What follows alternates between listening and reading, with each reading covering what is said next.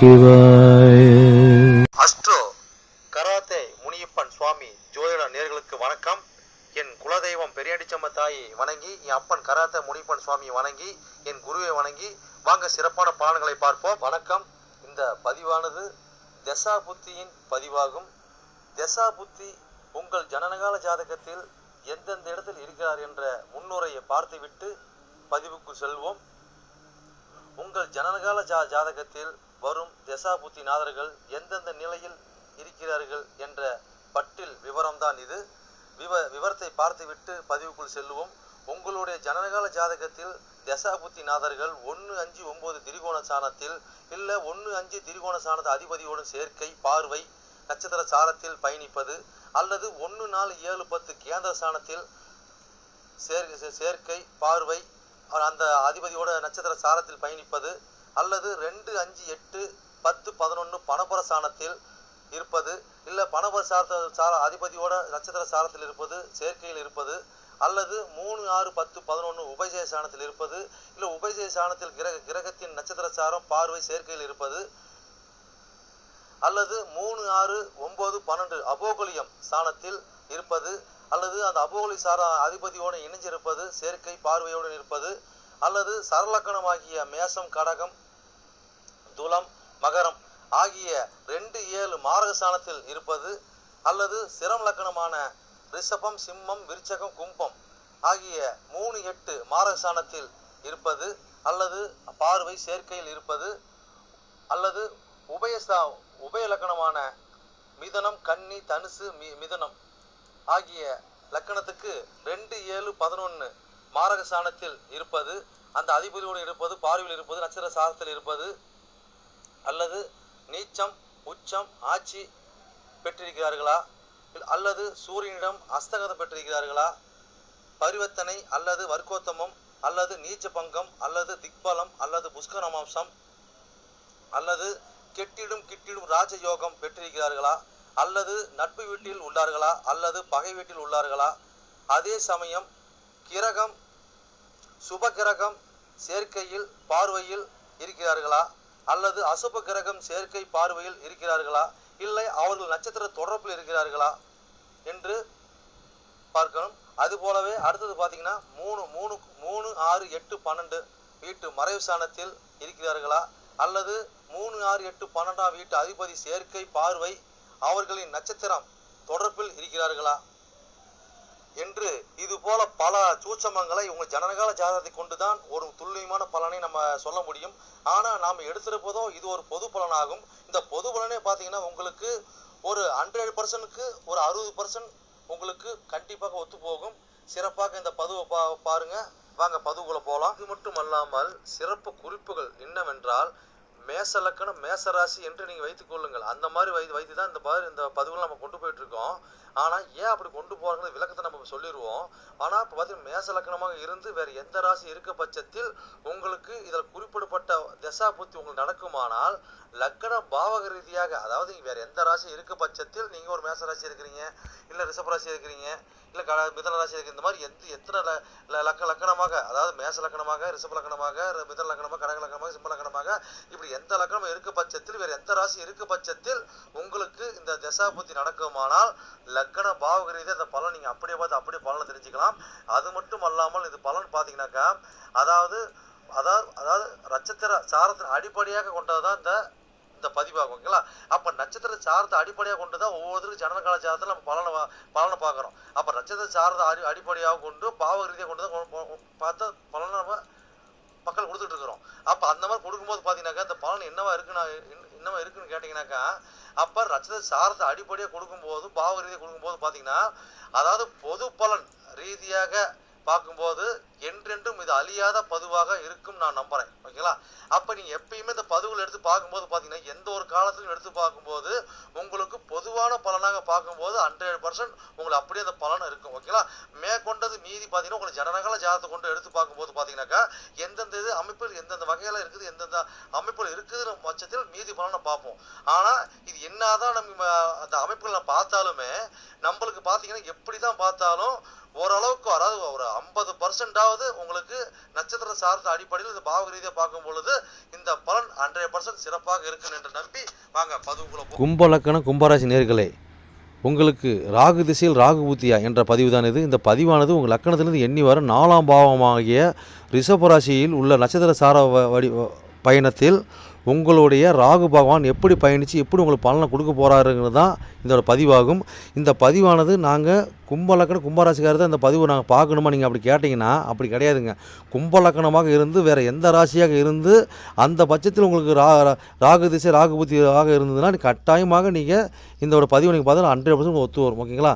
இது உங்களுக்கு ராகு திசை ராகு புத்தியாகவும் ராகு திசையோட கால அளவு பார்த்தீங்கன்னாக்கா அதாவது 18 ஆண்டு காலம் உங்கள் செயல்பாட்டில் இருக்கிற ராகு திசை. அது ராகு திசை ராகு புத்தி பார்த்தீங்கன்னாக்கா 2 வருடமும் 8 மாதங்களும் 12 நாட்கள் வரை உங்கள் செயல்பாட்டில் இருக்கும். ஓகேங்களா? உங்கள் லக்கணத்துக்கு 4ஆம் பாகமான ரிஷபத்தில் இன்னும் நட்சத்திர சாரம் இருக்குது.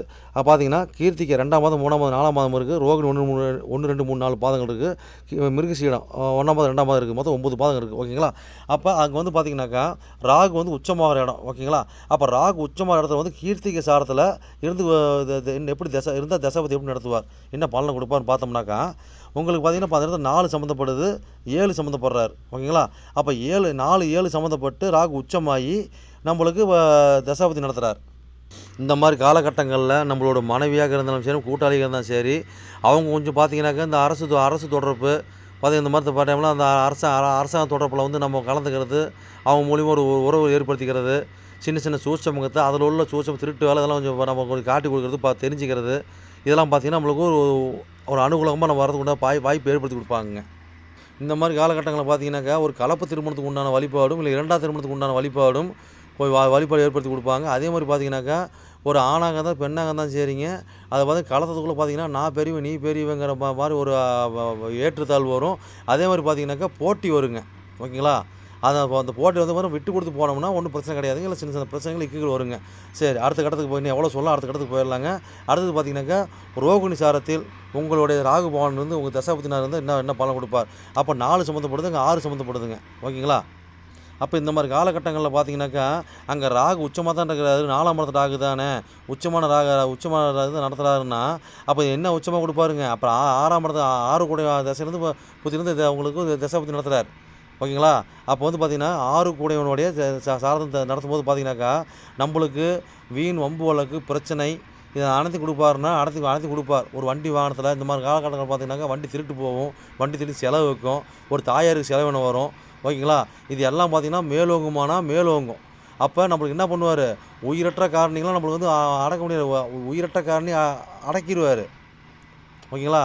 உயிருள்ள காரணியை வந்து அடக்கிடுவார், உயிரற்ற காரணி பெருக்கிடுவார். ஓகேங்களா?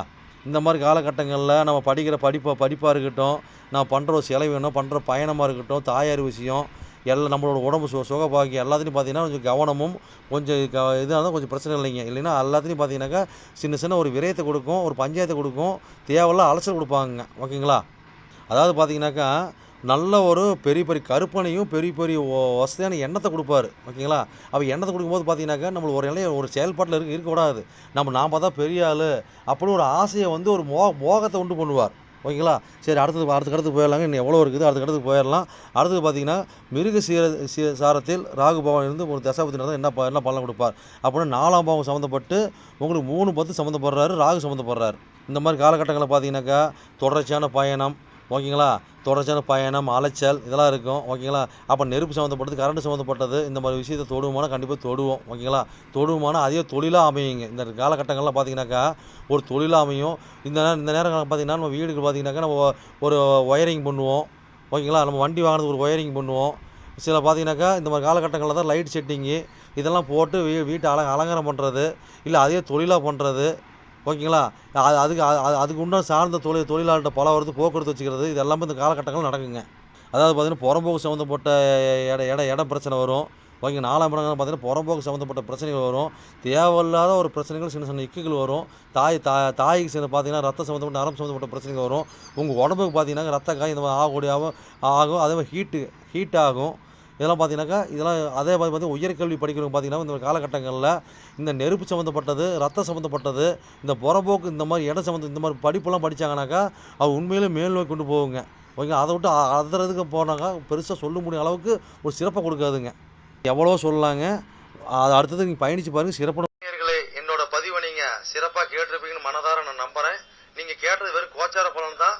உங்கள் ஜனனகால ஜாதகத்தை கொண்டு பார்க்கும்போது தான் எந்த கிரகம் எந்த சாரம் வாங்கியிருக்குது, எந்த கிரகம் எந்த பாவத்தை பார்க்குறாங்கன்னு சொல்லி துல்லியமான பலனை பார்க்க முடியும். நீங்கள் துல்லியமான பலனை நீங்கள் பார்க்கணுனாக்க என்னோட வாட்ஸ்அப் நம்பர் கீழே ஓடிட்டு இருக்குதுங்க. நீங்கள் வாட்ஸ்அப் நம்பர் மூலியமா என்னோட ஜாதகத்தை நீங்கள் அனுப்பி நீங்கள் என் மூலியமாக துல்லியமான பலனை நீங்கள் அறிஞ்சிக்கலாம். அதே மாதிரி பார்த்தீங்கன்னாக்கா பல பேர் நான் நேரில் வந்து அணுகிறாங்க. அதுவும் பார்த்தீங்கன்னா நம்ம இருப்பிடம் பார்த்தீங்கன்னாக்கா நம்ம இருக்கிறது ஒரு ஆலயத்தில் இருக்கிறாங்க. சொந்தமாக ஆலயம் வச்சு நடத்திட்டு இருக்கிறோம். வீரசக்தி நாகம்மா திருக்கோயில்னு சொல்லி நடத்திட்டு மட்டும் கராத்தே முடிவு சொல்லி நடத்திட்டு இருக்கிறோம். அதில் பார்த்தீங்கன்னா வீரசக்தி நாகம்மா திருக்கோயில் சேவை அறக்கட்டளை மூலியமாக நம்ம கோயில் இயங்கிட்டு வருதுங்க. எல்லாத்தையும் பார்த்தீங்கன்னா துல்லியமாக பர்ஃபெக்டாக நம்மகிட்ட இருக்க எல்லாமே இருக்கும். எந்த ஒரு தோஷம், எந்த ஒரு காரியம், எந்த ஒரு பரிகாரம்னா நம்ம ஒரு கஸ்டமர் நம்ம கேட்டு தான் வந்து அவங்களோட காரியத்தை வந்து முன்னெடுத்து செய்கிறாங்க. அந்த நம்பிக்கைகரமாக நம்மளோட பலன் இருக்கிறதுனால தான் இந்த மாதிரி கஸ்டமர் நம்மகிட்ட அணுகி நம்ம சிறப்பு பலன் அடைஞ்சிட்டு இருக்கிறாங்க. இது போல ஒவ்வொருத்தரும் பலன் அடைகிறது எங்களோட ஆசை. அது மட்டும் இல்லாமல் பார்த்தீங்கன்னாக்கா எங்கள் கோயிலுக்கு லீடர்ஷிப்னு பார்த்தீங்கன்னாக்கா எங்களுடைய கிருஷ்ணசுவாமிங்க வாக்கு சித்தர் பார்த்தீங்கன்னாக்கா கிருஷ்ணசாமி, அதாவது சோழி பிரசன்னம் கல்லு கூடு சொல்லுவாங்க இல்லைங்களா, அது சிறப்பான முறையில் சிறப்பாக பார்ப்பாருங்க. பார்த்தீங்கன்னா நேர்முகமாக பார்க்குறாங்க, ஆன்லைன் மூலமாக பார்க்குறாங்க. நீங்கள் யார் என்னன்னு தெரியாது, உங்களோட ஃபுல் டீட்டில் அப்படியே சொல்லுவாருங்க. ஓகேங்களா, உங்களோட டீட்டில் சொல்லி உங்களுக்கு பேரை சொல்லி சோழி போட்டாருன்னா சிறப்பான முறையில் சிறப்பாக உங்களை சோழி பிரசனம் பார்த்து அருமையாக சொல்லுவாருங்க. அதே மாதிரி பார்த்தீங்கன்னா அது மூலியமாக நீங்கள் இதில் பார்த்து நீங்கள் அணுகி அது மூலியமாக தெய்வ அருள்வாக்குங்க அது. ஓகேங்களா, அது மூலியமாக நீங்கள் வந்து சிறப்பான பலன் நீங்கள் அடையலாங்க. எந்த ஒரு காரியமாக இருந்தாலும் எந்த ஒரு விஷயங்களா இருந்தாலும் துல்லியமான பலன் துல்லியமா இருக்குங்க. சொல்றது அப்படியே நடக்கும், சிறப்பா இருக்குங்க. சரி நேர்களே, உங்களிடமிருந்து விடைபெறுவது S Balu Jayavel, MA astro. நன்றி, வணக்கம்.